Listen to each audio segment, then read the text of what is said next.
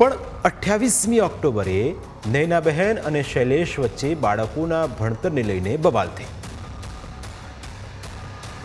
5મી તારીખે નૈના અને શૈલેષ વચ્ચે ફરી ઝઘડો થયો. આ દિવસ દરમિયાન થોડી નોકઝોક હતી, પણ 5મી તારીખે ખૂબ જ ખતરનાક ઝઘડો થયો. આખી રાત ઝઘડા બાદ શૈલેષ સૂતો ન હતો.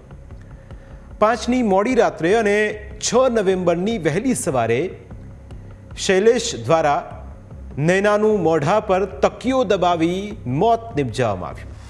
સાથે જ બાળકો ઊંઘમાં હતા ત્યારે તકિયો દબાવી શ્વાસ રૂંધી નાખવામાં આવ્યા.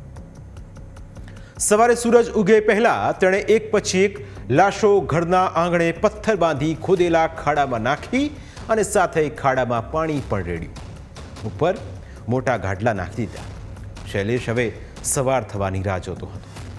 ઘરમાં જઈ એણે પત્નીનો મોબાઈલ એરોપ્લેન મોડમાં મૂક્યો. પતિ સાથે ઝઘડો થયાનો મેસેજ જાતે જ ડ્રાફ્ટ કર્યો.